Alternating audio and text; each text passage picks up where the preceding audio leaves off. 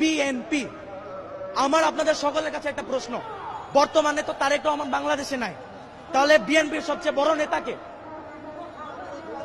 মির্জা ফখরুল। এখন আমি বলতেও হাসি পাচ্ছে আমার। মির্জা ফখরুল যদি দেশের সবচেয়ে বড় নেতা হয় বিএনপির, তাহলে গত 3 মাসে কেন মির্জা ফখরুলকে কোনো টক শোতে কিংবা কেন কোনো মিডিয়া ফেস করতে দেখা যায় না? দেখা গেছে কাকে? সালাউদ্দিন সাহেবকে।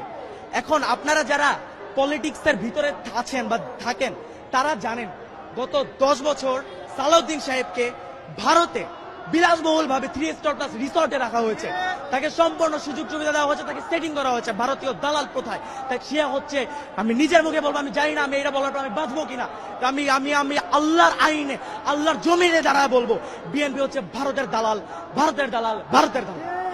এবং যারা বিএনপির ভারতের সাপোর্ট করে না, যেমন ইলিয়াস আলী, বাবর, তারা এখন কোথায়? আমার প্রশ্ন, তাদের কি বিএনপি কে সামনে আনছে?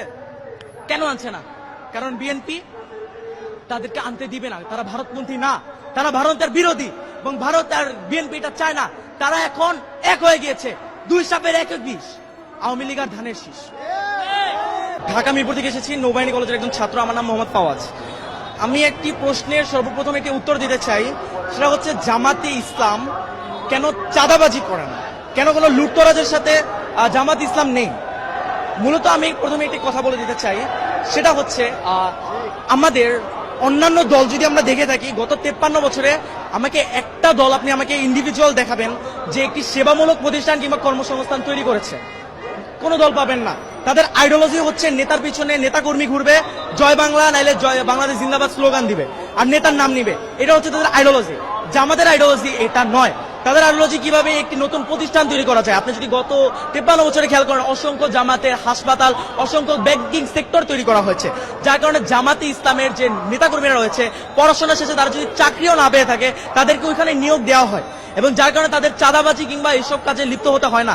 তারা একটি অর্থনৈতিক ভালো একটি কাজের মাধ্যমে তাদের জীবন বাহন করতে পারে। এবং জামাতের আদর্শ এবং অন্য একটি দলের আদর্শে ভিন্ন কোথায়? আমি একটি কথা বলতে চাই, অন্য একটি দলে আপনি সেন্ট্রাল থেকে টাকা পাবেন, টাকা যদি না পান আপনি চাঁদাবাজিতে লিপ্ত হবেন। আপনি বিএনপি বলুন, আওয়ামী লীগ বলুন, ছাত্র দল বলুন, ছাত্রলীগ বলুন, সবাই একই ক্যাটাগরি। আপনি ছাত্র শিবির বলুন যদি, বা জামাত ইসলাম বলুন, এদের অর্থ উৎস কিন্তু এইটা নয়।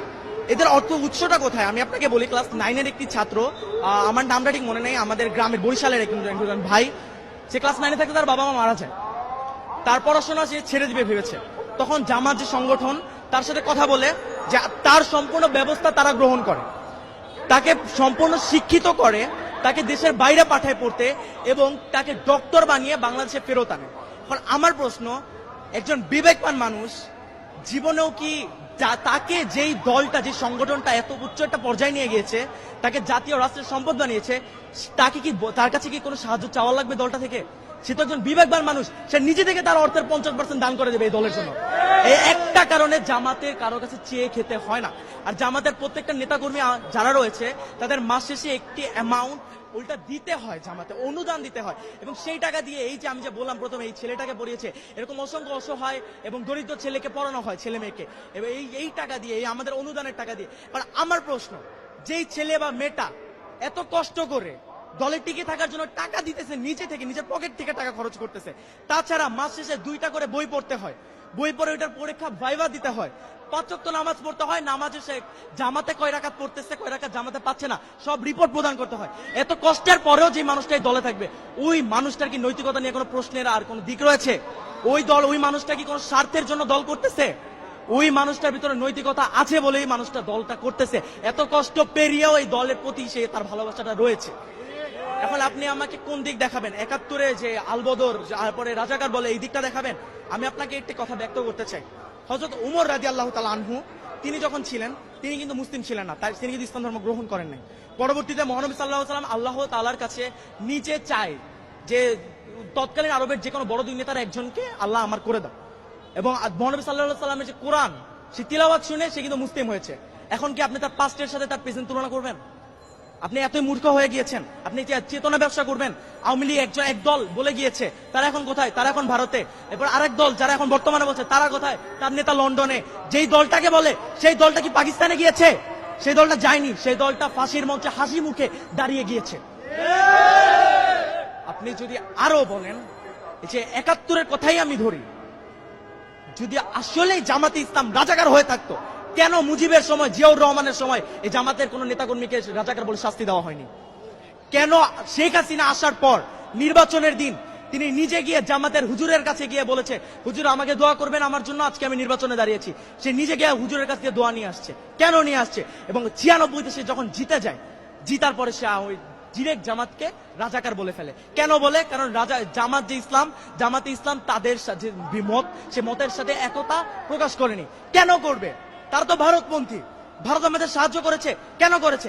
ইন্দিরা গান্ধীকে যখন প্রশ্ন করা হয়, সে একটি উত্তর দেয়, মাথার এক পাশে ফোড়া হলে আপনি অন্য পাশে ঘুরে ঘুমাতে পারবেন, যখন দুই পাশে ফোড়া হয় আপনি ঘুমাতে পারবেন না। এর মানে কি বুঝতে পারছেন?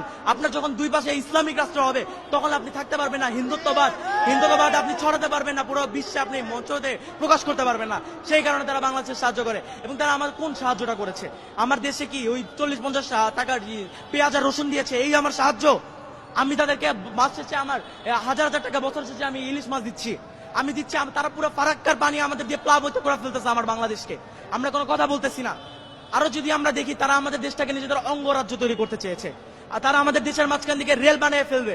এমন আমাদের ইতিহাস যা বলে, একটা রাষ্ট্র এরকম ভাবে যখন একটা দেশের মাঝখানে চলে আসে, ওই রাষ্ট্রের ওই ইন্ডিভিজুয়াল ওই জায়গাটা ওই রাষ্ট্রের আওতায় থাকে না। ওইটা যেই দেশের আওতায় চলে যায়, যেই দেশের বানায় ওই দেশের আওতায় চলে যায়।